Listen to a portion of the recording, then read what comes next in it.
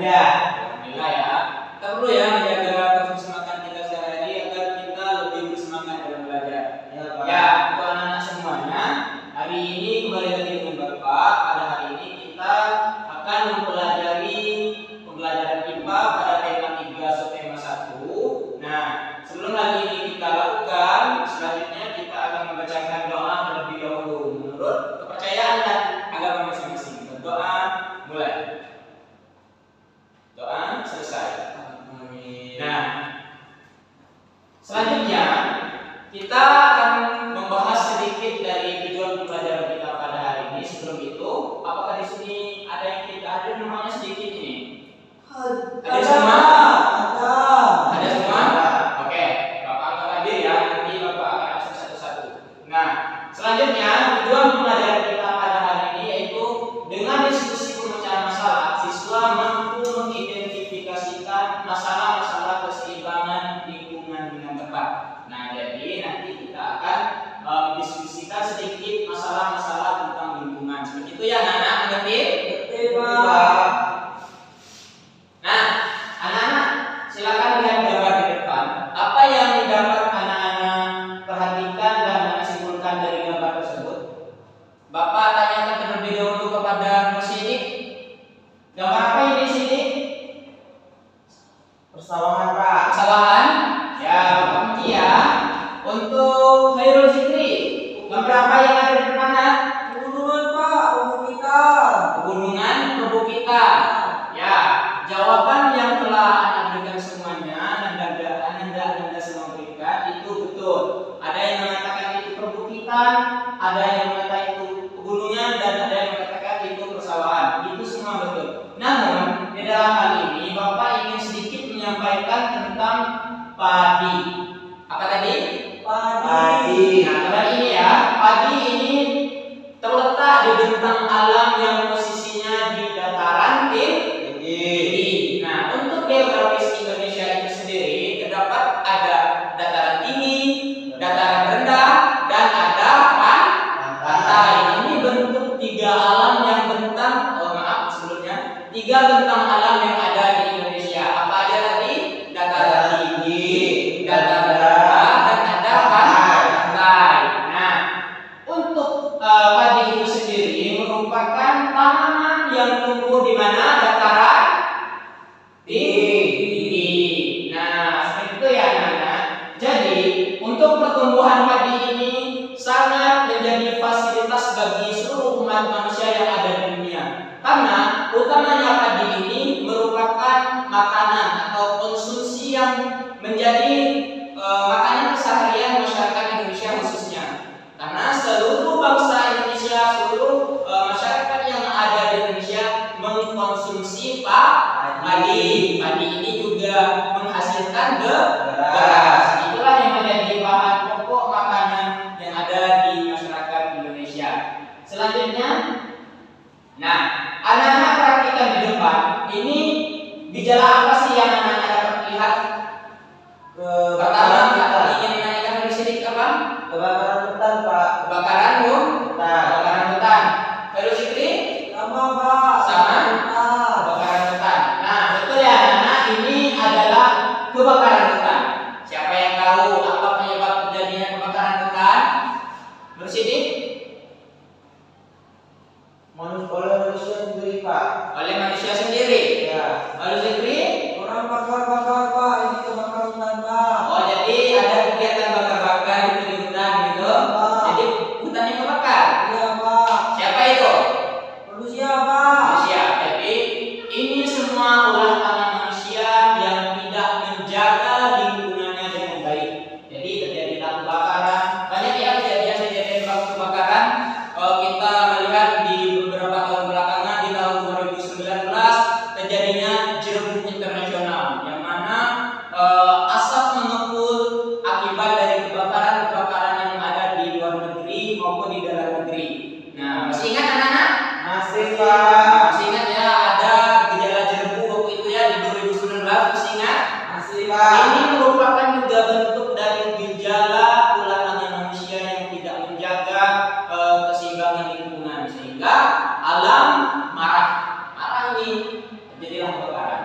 Nah, apa saja yang menjadi faktor penyebab keseimbangan lingkungan itu tidak seimbang atau ketidakseimbangan lingkungan? Mari kita lanjutkan. Nah, untuk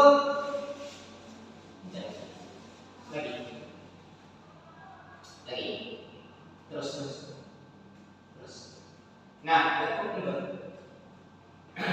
Nah, di sini untuk faktor yang pertama yaitu ada faktor alamiah yang menyebabkan ketidakseimbangan lingkungan di sekitar. Faktor alamiah ini faktor yang terjadi secara alami atau faktor yang terjadi akibat dari alam itu sendiri. Nah, seperti di sini ada perubahan cuaca atau perubahan iklim.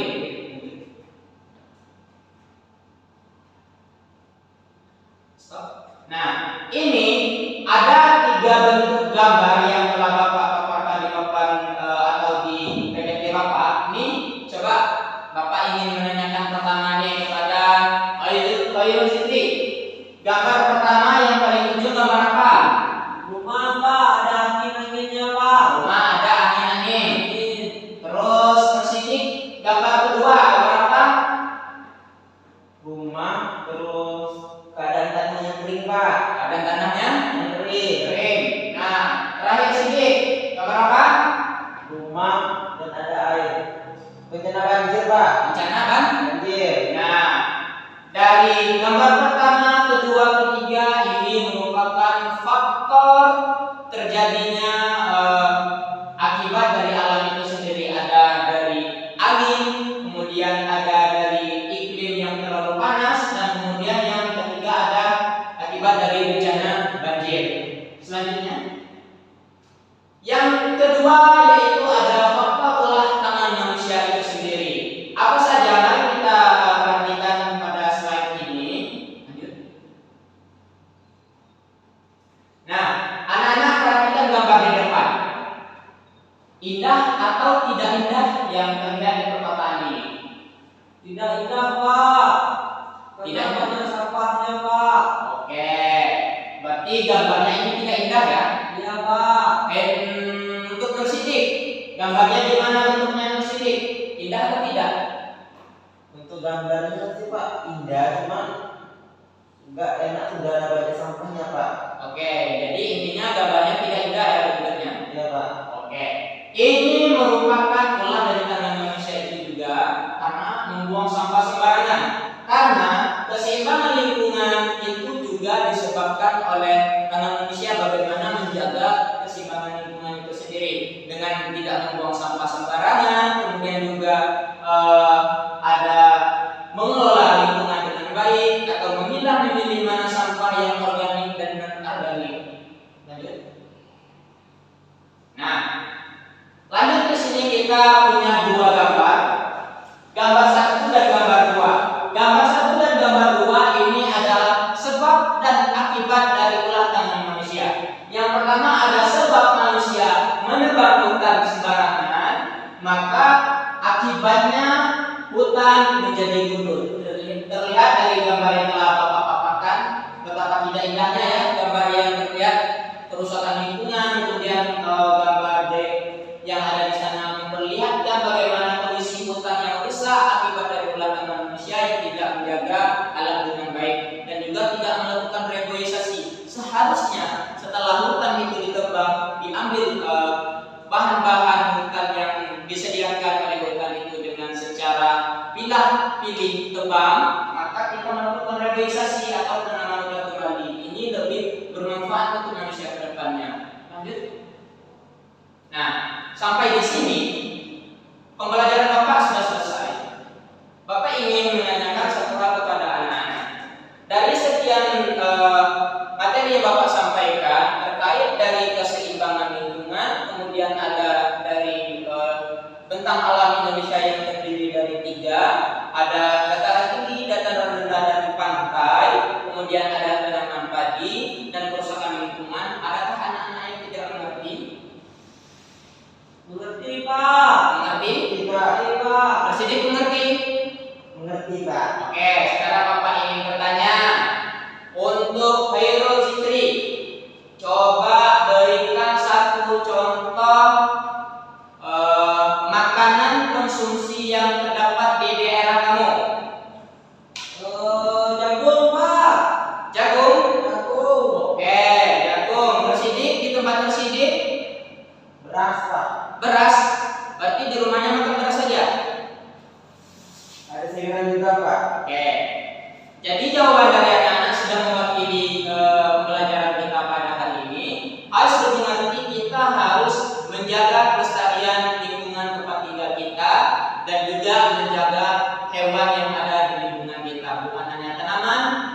juga hewan yang ada di sekitar juga harus kita jaga. Nah, untuk di akhir pembelajaran, marilah kita sama-sama membacakan Alhamdulillah. Alhamdulillah. Alhamdulillah. Bapak harap semuanya